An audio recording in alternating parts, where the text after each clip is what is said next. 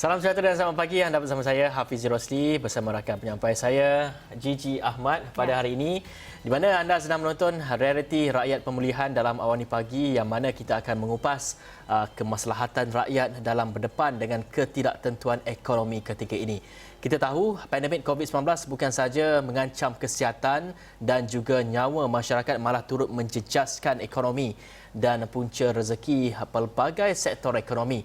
Dan tidak terkecuali sebenarnya pengusaha bas persiaran atau bas pelancongan yang terkesan berikutan penularan wabak penyakit berjangkit itu.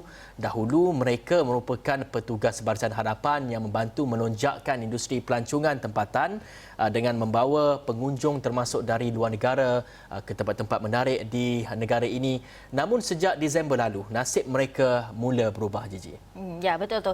Dan wabak COVID-19 sebenarnya menutup serapat-rapatnya periuk nasi industri ini, ditambah pula menghadapi tekanan hebat daripada syarikat kredit untuk membayar pinjaman kenderaan itu. Perkara ini yang akan kita bincangkan dalam Awani Pagi segmen Realiti Rakyat Pemulihan hari ini.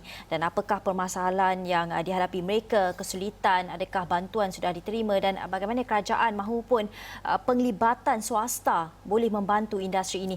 Jadi kita dalam Realiti Rakyat pada hari ini ada 3 tetamu sebenarnya untuk membicarakan mengenai hal ini. Kita ada Thiagarajan Rengganaden, Pengerusi Pertubuhan Muafakat Pengusaha dan Pemandu Bas Negeri Johor, Ahmad Roslan Abdul Latif, Pengerusi Gabungan Pengusaha Bas Persiaran Zon Utara, dan juga Mahadi Izzadi Maharazi, Setiausaha Gabungan Pengusaha Bas Persiaran Zon Utara. Selamat pagi dan selamat datang kepada kesemuanya. Dan kita nak melihat juga kita lihat berdasarkan laporan media, difahamkan ribuan pengusaha bas dalam negara ini terpaksa menanggung beban hutang yang mencecah jutaan ringgit setiap bulan kerana tidak layak menerima moratorium dan penangguhan bayaran balik pinjaman pembelian kenderaan. Kita nak tahu, mungkin salah seorang boleh mulakan dahulu, mengapa ini boleh terjadi? Ya. Assalamualaikum, selamat pagi. Terima kasih Cik Hafizi, Gigi, selaku pengacara kita pada hari ini. Tidak lupa juga kepada EXO Awani yang memberi kesempatan pada kita pada hari ini untuk permasalahan kita pada hari ini. Okay? Jadi kepada laporan yang kita terima, kita memang amat terkesanlah dengan COVID-19 dan memang tekanan yang agak teruk daripada pihak-pihak kredit. Baik, itu penjelasan daripada Encik Roslan sebentar tadi, dan kita ingin melihat kepada pengusaha-pengusaha bas ini pula, bagaimana sebenarnya ia merangkumi, adakah pengusaha bas ini merangkumi pengusaha bas sekolah dan juga pengusaha bas persiaran, pengusaha bas pelancongan ataupun pengusaha bas kilang dan sebagainya. Mungkin Thiagarajan ingin menjawab soalan ini. Yes. Sektor industri bas ini merangkumi industri bas persiaran, bas sekolah, bas pekerja, bas carta, bas ekspres, bas berhenti-henti, meliputi semua. So dia tak ada spesifik, impaknya kepada semua. Okey, kalau kita nak lihat juga, Encik Mahadi boleh menjawab mungkin soalan ini. Ada tak sebarang perbincangan yang dilakukan bersama syarikat kredit untuk mendapatkan program moratorium yang dilaksanakan ini? Ya, memang ada. Dan memang kami mewakili sebenarnya pengusaha-pengusaha tidak menafikan di mana syarikat kredit di peringkat awal ada memberi sedikit kelonggaran atas penangguhan bayaran. Untuk makluman, syarikat kredit ini tidak tertakluk kepada kawalan selia Bank Negara. Jadi mereka tidak tertakluk kepada moratorium. Ya, kalau kita lihat juga Encik Mahadi, untuk menambah daripada perkara itu, setakat ini berapa jumlah mungkin angka pengusaha bas di seluruh negara yang terjejas dan tidak mendapat moratorium? Anggaran lebih kurang 20,000 pengusaha bas yang terjejas, meliputi pengusaha bas sekolah, bas persiaran, bas kilang, bas ekspres dan bas carta, termasuk juga bas sekolah. Ya, kalau kita nak pergi kepada Encik Ruslan pula, Encik Ruslan juga merupakan pengerusi gabungan pengusaha bas persiaran Zon Utara. Dari segi pengalaman Encik Ruslan sendiri, bagaimana setakat ini kita tahu setakat ini kita tahu PKP ini telah dilaksanakan sejak Mac dan pastinya ia mula memberi kesan kepada pengusaha-pengusaha bas sejak daripada itu. Dan pengalaman Encik Ruslan sendiri apa mungkin kesukaran masalah yang dihadapi oleh Encik Ruslan secara peribadi ketika ini? Okey, sebenarnya kita memang dah terkesan daripada bulan September 2019 yang katakan lockdown kita pada bulan Mac 2020 ni adalah lockdown sepenuhnya. Tetapi kami pengusaha bas rata-rata amat terkesan pada bulan September, Oktober pada 2019. Jadi pada bermulanya September, pendapatan kami dah mula berkurangan. Setiap bulan akan turun setiap bulan. Sehinggalah lockdown, maka lumpuh terus industri pelancongan dan pendapatan kami 100%. Bagi Encik Tiaga Rajan, Encik Tiaga Rajan merupakan pengerusi Pertubuhan Muafakat Pengusaha dan juga Pemandu Bas Negeri Johor. Berapa banyak agaknya pengusaha bas yang bernaung di pertubuhan ini dan boleh ceritakan sedikit mengenai kepayahan mereka pada ketika ini? Kita tahu kebanyakan pemandu-pemandu bas ataupun pengusaha bas ini tidak mendapat ataupun membeli bas itu menggunakan syarikat kredit dan mereka ini tidak menawarkan moratorium dan sebagainya. Bagaimana sebenarnya mereka ini terkesan disebabkan pada ketika ini mereka juga terus perlu membayar kepada pinjaman-pinjaman untuk membeli bas itu sendiri? Okey, ikut soalan ni dari kami dari Johor ni, kami sebenarnya Persatuan COVID namanya, pasal baru turun dalam tempoh 3 bulan, merangkumi ahli sebanyak 60 ahli di bawah pertubuhan saya dan kesan kepada ahli-ahli rata-ratanya kesannya amat teruk dan kadang-kadang mereka pun meluahkan perasaan mereka apakah tindakan persatuan untuk mengatasi permasalahan diorang. Dan kebanyakannya ada dah ke bidang lain dan tapi hutang kenderaan tersebut masih tidak dapat dilangsaikan sepenuhnya. Dan kalau boleh kita nak tahu agak-agaknya sebulan berapa agaknya hutang yang perlu dibayar bagi satu bas sebagai contohnya? Ya, dan rata-rata bagaimana tahap survival tu? Bagaimana anda semua dan juga pengusaha-pengusaha bas ni bayar setiap bulan ketika ini? Okey. Untuk kalau nakkan ada banyak kategori bas sebenarnya. Kalau contohnya macam bas persiaran ni, pengusaha ni kadang-kadang ada bilangan bas melebihi, contohnya kita ambil 10 bas. Kalau 10 bas tu masih berhutang, satu bas monthly ansuran bulanan 8,000. So satu bulan kalau 10 bas hutang tu, komitmen pembayaran untuk ansuran bulanan sahaja dah mencecah RM80,000. Itu sebulan ya? Ya, sebulan. Sebulan itu ansuran bulanan saja. So kami nak mencari pendapatan tu melebihi angka tersebut dan pada keadaan sekarang hampir lumpuh semua bas, hanya diparking di tempat-tempat yang kami sediakan sahaja. Encik Mahdi, itu luahan daripada mungkin pengerusi Pertubuhan Muafakat Pengusaha dan juga Pemandu Bas Negeri Johor yang mewakili puluhan pengusaha-pengusaha bas ini sendiri. Dan bagi Encik Mahdi sendiri sebagai setiausaha gabungan pengusaha bas persiaran Zon Utara ini sendiri, ada tak yang tidak mampu untuk membayar hutang-hutang kepada syarikat kredit ini dan mereka ini bertindak untuk menjual bas itu ataupun mungkin mereka ini tidak lagi mampu membayar walaupun yalah kita tahu satu bas anggaran yang perlu dibayar sebanyak RM8,000.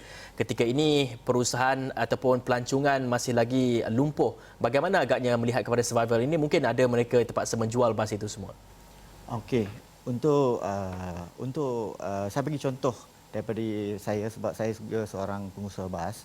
Saya memiliki lebih kurang 13 biji bas dan saya kena bayar hutang kredit lebih kurang RM100,000 sebulan. Saya memiliki lebih kurang dalam 20 pemandu termasuk pemandu standby dan ini menyebabkan bebanan yang tinggi. dan bas-bas kami dah memang tak jalan, zero income. Jadi daripada situ kami tak dapat membayar balik hutang-hutang ni, dan kita mengalami kerugian dari segi pendapatan. Dari kerugian pendapatan dijangka lebih kurang dalam 100,000. So kalau kata saya kena bayar loan 100,000 dan loss of income lebih kurang dalam 100,000, 200,000 sebulan. Kalau dikirakan lebih kurang dah 10 bulan dah kita COVID ni, kalau kita kalikan lebih kurang 2 juta loss of income untuk kami. Jadi saya sendiri terpaksa membuang pemandu sebab kita tak dapat memberi gaji dan sebagainya, dan kebanyakan pemandu-pemandu kami ada yang ada kereta dia boleh buat Grab, ada yang ada motor dia terpaksa buat Foodpanda, dan yang tak ada kenderaan terpaksa balik kampung buat kerja kampung, contohnya menurai getah, menanam padi. Ada yang masih tak ada kerja lagi. Jadi inilah kerunsingan dan bebanan kami sebab syarikat kami sudah 27 tahun bertapak di Malaysia ni, dan saya rasa sangat rugi jika syarikat ini bubar begitu saja, sebab kita tak tahu bila pandemik ni akan berakhir dan kami tak dapat membayar loan, kami tak dapat membantu pemandu-pemandu kami yang sudah kerja dengan kami lebih kurang dari 5 ke 10 tahun, dan kami tak dapat memberi suatu masa depan kepada pemandu-pemandu kami.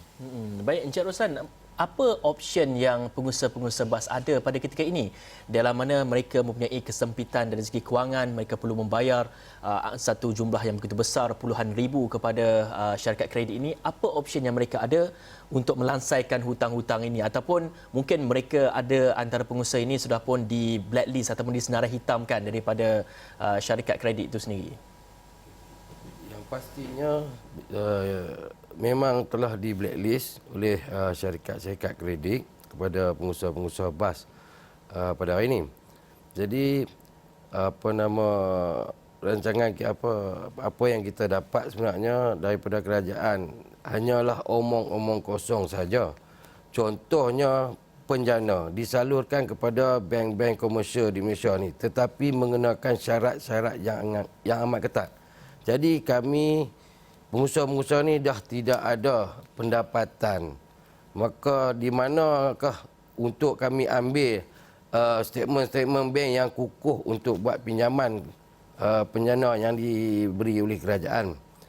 Jadi bagi saya sebagai seorang pengusaha bas dan bersama rakan-rakan berharap sangat-sangat kerajaan membantu kami menyelesaikan masalah dengan pihak kredit ini. Adalah satu konsep yang paling bagus, ialah mengambil ataupun mengambil alih kredit kami, pinjaman kami daripada pihak kredit. Maka apa yang dipikir oleh saya pada hari ini, secara logiknya pihak kredit juga berniaga seperti kami di Malaysia ni. Okey. Jadi jika pihak kerajaan membantu kami, memaksa kredit memberi kami moratorium, maka pihak kredit pula akan menggulung tikar. Jadi pihak kerajaan tidak membantu kami pengusaha bas, kami akan gulung tikar. Jadi bagi saya lah pendapat saya, cuba kita ambil satu jalan tengah. Pihak kerajaan melalui industri kewangan negara seperti SME ataupun bank negara membeli kredit kami ini dan bersyarat. Bermakna selepas selesainya COVID-19 ini, jadi kami akan membayar hutang-hutang kami kepada pihak kerajaan dengan kadar interest yang berpatutan. Jadi pihak kerajaan sedia maklum apabila selesainya masalah COVID, beri kami sedikit masa 1 atau 2 bulan untuk kami selesaikan masalah kami ataupun hutang-hutang kami. Kami bukan nak lari daripada bayar hutang, kami nak bayar hutang. Tetapi keadaan yang memaksa kami sekarang ni, tidak ada pendapatan, apatah lagi pekerja-pekerja dan juga keluarga. Kami juga ada keluarga untuk sara hidup diteruskan. Ya, kita sudah dengar itulah rintihan apa yang berlaku ketika ini. Inilah realiti. Itu apa yang dihadapi oleh pengusaha-pengusaha bas ketika ini. Kita akan pergi lagi perincikan sedikit mengenai perkara itu, tapi kita perlu berhenti berehat ketika kembali selepas ini.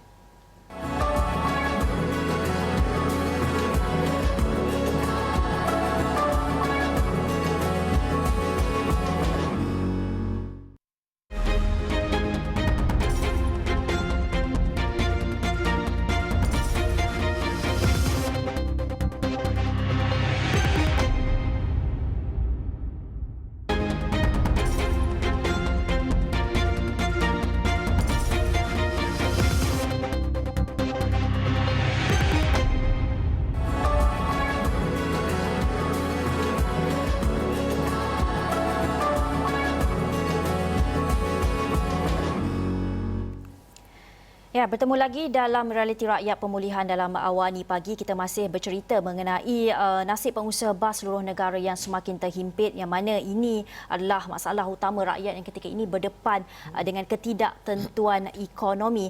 Kita nak bercakap mengenai syarat penjana yang tidak mesra kepada pengusaha-pengusaha bas seperti yang dikatakan oleh pengerusi Gabungan Pengusaha Bas Persiaran Zon Utara Encik Ahmad Roslan sebentar tadi.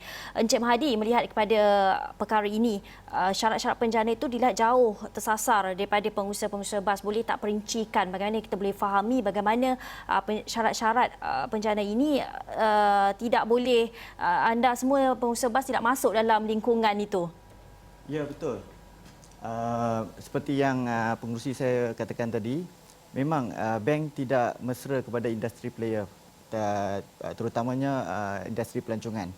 Saya ceritakan pengalaman saya sendiri yang bila saya pergi ke salah sebuah bank. First, dia kata apa, untuk industri pelancongan kami tak dapat nak beri loan. Yang ni yang perkataan pertama yang dia sebut, sebab kita tak tahu industri pelancongan ni akan bangun balik bila. Dan dia kata bila pandemik ni jadi, first kali syarikat pelancongan. Dan yang akan bangun last kali ialah syarikat pelancongan. Ini salah satu. Dan beberapa bank ada juga memberi kerjasama dengan meminta dokumen. Tapi kami dah sediakan semua dokumen-dokumen yang diperlukan oleh bank. Sebelum ni kami dah biasa minta loan, bank mudah memberi. Tapi pada ketika ini kami apply dengan dokumen yang cukup. Mereka saja ambil dokumen dan tidak, lepas beberapa minggu dia akan katakan tak lulus disebabkan oleh kita punya statement menunjukkan kerugian. Mana tidaknya, kalau kata kita nak untung macam mana, sebab memang zero income, jadi kita tak dapat memberi statement-statement yang cantik yang seperti kami bagi sebelum ni. Perniagaan pelancongan ni adalah sangat bagus dulu, dan setelah pandemik ni datang, perniagaan kami turun ke zero income. Jadi memang bank, kalau saya sendiri pun akan berkata yang sama. Jadi kalau kata begini, bagaimana kami ini nak survive sehingga selepas pandemik. Dan satu lagi, kami sangat kesal sebab hubungan baik dengan kredit, sebab kredit banyak memberi bantuan kepada kami pada masa perniagaan kami sangat bagus. Jadi kredit memberi kami pinjaman untuk membeli bas. Dan kami sangat kesal sebab hubungan kami sekarang semakin renggang disebabkan oleh situasi yang kami tak dapat membayar hutang mereka sekarang ni.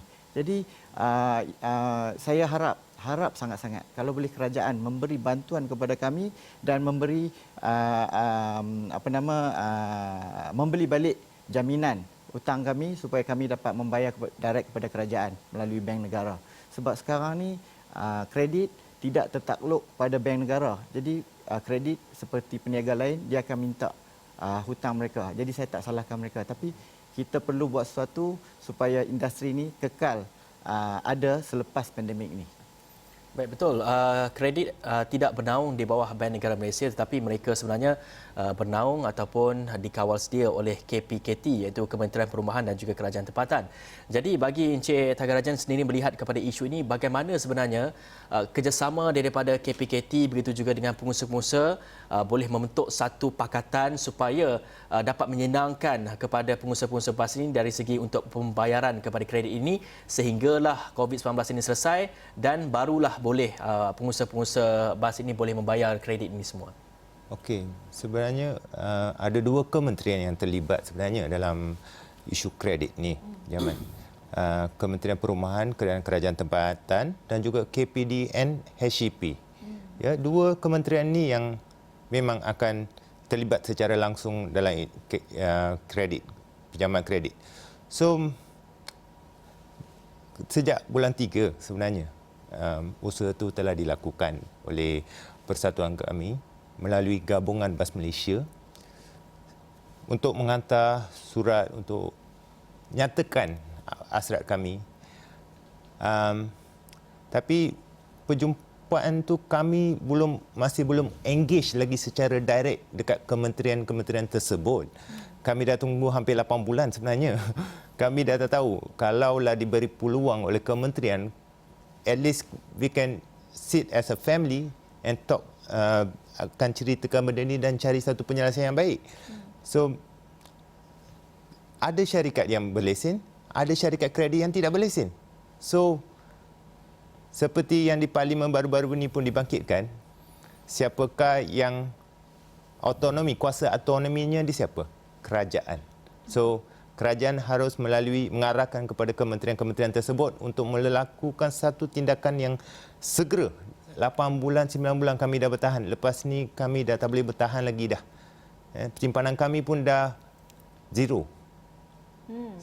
Kami, kalau dikatakan ramai ada tanya persoalan, kenapa tak pergi tukar industri lain atau kerja lain?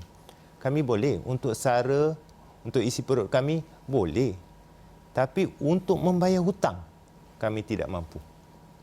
Ya, Encik Tiaga, ada tak satu temujanji telah dibuat di antara pengusaha bas dan juga dua kementerian ini, bila sebenarnya difahamkan akan ada temujanji itu? Secara rasmi, baru-baru ini melalui Gabungan Bas Malaysia, kami mendapat satu temujanji sebenarnya. Tapi telah dibatalkan pada hari yang sama. Dan sampai sekarang kami dapat satu harapan bila mendapat temujanji itu, okey, akan ada penyelesaian untuk segala masalah yang kami hadapi sekarang. Tapi dibatalkan pada hari yang sama, dalam tempoh tak sampai sejam dibatalkan. Dan sehingga kini kami tidak mendapat sebarang jawapan dari kementerian-kementerian tersebut dan kami masih menunggu. Ada dinyatakan sebab pembatalan pertemuan itu? Secara general, bila KPD NHCP yang bagi surat tersebut melalui email, menyatakan dia yang bagi suruh untuk jumpa, dan surat yang dibatal tu, perjumpaan mesyuarat ini akan diselaraskan oleh KPKT. Dia tolak pergi sana pula. So itu kami kurang faham. Pasal dua kementerian yang berbeza, bukan dua kementerian yang di bawah satu bumbung. Ya. Baik, tadi kita bercakap mengenai nasib kepada pengusaha bas, ada yang terpaksa diberhentikan kerana tidak mampu untuk menggaji mereka, dan pengusaha bas ini sendiri pun telah pun bertukar kepada mungkin pekerjaan lain, membawa e-hailing dan sebagainya. Dan kita ingin melihat kepada perusahaan perusahaan bas ini sendiri. Mungkin di pihak pengusaha sendiri, Encik Roslan mungkin boleh menjawab kepada soalan ini. Apa cadangan dan juga mungkin tuntutan daripada pihak pengusaha untuk untuk kerajaan dan juga untuk syarikat kredit ini? Mungkin ada kemudahan-kemudahan yang perlu diberikan pada ketika ini melihat kepada kesan kepada pandemik ini, begitu juga dengan keadaan terkini sukar untuk membayar kepada hutang-hutang puluhan-puluhan ribu dalam satu bulan itu sendiri, Encik Roslan. Baik. Daripada cuba kita fikirlah, cuba kita fikir, pihak kredit juga menjalankan penjagaan seperti kami pengusaha-pengusaha bas, pengusaha-pengusaha pelancongan ni. Pihak kredit juga perlu membayar pejabat, staf dan sebagainya. Sama juga macam kita.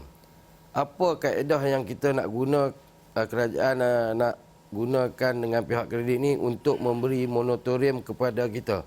Persoalannya berapa lama? 3 bulan lagi, 4 bulan lagi, 5 bulan lagi, 6 bulan lagi. Sedangkan Tan Sri Mahyudin sendiri pernah menyebut industri pelancongan ni akan pulih seawalnya 4 tahun lagi. So, berapa lama kita nak bagi moratorium ni? Sebab tu saya rasa, bagi saya, kita ambil jalan tengah penyelesaian dia. Pihak kerajaan melalui Bank Negara ataupun SME ataupun di bawah pentadbiran Kawaselia Bank Negara ni, cuba berbincang satu kaedah yang baik, beli balik moratorium kami daripada pihak kredit, dan kita akan berbincang satu masa yang baik untuk kami bayar balik hutang-hutang kami yang telah dibantu oleh kerajaan melalui pihak kredit. Maka dengan ini pihak industri pelancongan seperti kami, pengusaha bas dan juga pihak kredit tidak akan gulung tikar. Bermakna kedua-dua pihak akan diselamatkan oleh kerajaan. Dan kita sudah dengar apa yang dikatakan oleh ketiga-tiga pengusaha bas ini, wakil daripada pengusaha bas. Kita ada Encik Tiaga Rajan, Regan Aden, Pengerusi Pertubuhan Muafakat Pengusaha dan Pemandu Bas Negeri Johor, Encik Ahmad Roslan Abdul Latif, Pengerusi Gabungan Pengusaha Bas Persiaran Zon Utara, dan Encik Mahdi Izzadi Maharazi, Setiausaha Gabungan Pengusaha Bas Persiaran Zon Utara. Kita ucapkan terima kasih kepada ketiga-tiganya. Hanya itu sahaja masa yang kami ada di Realiti Rakyat Pemulihan dalam Awani pagi ini. Kita telah mendengar rintihan dan juga apa bantuan yang mereka perlukan ketika ini. Kita tahu ribuan pengusaha bas ketika ini dalam negara kita berhadapan dengan beban hutang jutaan ringgit dalam menyara sewa bas itu sendiri, dalam meneruskan kelangsungan hidup itu sendiri. Dan kita tahu kalau bercakap pasal pengusaha bas ini, kita dah sentuh tadi pengusaha bas pelbagai jenis, bas persiaran, bas pelancongan, bas kilang dan bas sekolah khususnya. Dan pelbagai juga cadangan telah pun dikemukakan oleh pengusaha bas sendiri untuk ditambah baik dan mungkin mencari jalan tengah bagi kerajaan, begitu juga dengan syarikat kredit ini supaya mereka ini tidak gulung tikar, dan itu antara aspirasi mereka melihat kepada isu yang membelenggu mereka pada ketika ini. Dan untuk itu saja Awani Pagi Realiti Rakyat Pemulihan, saya Hafizul Rosli Dan saya Jiji Ahmad. Terima kasih kerana menonton.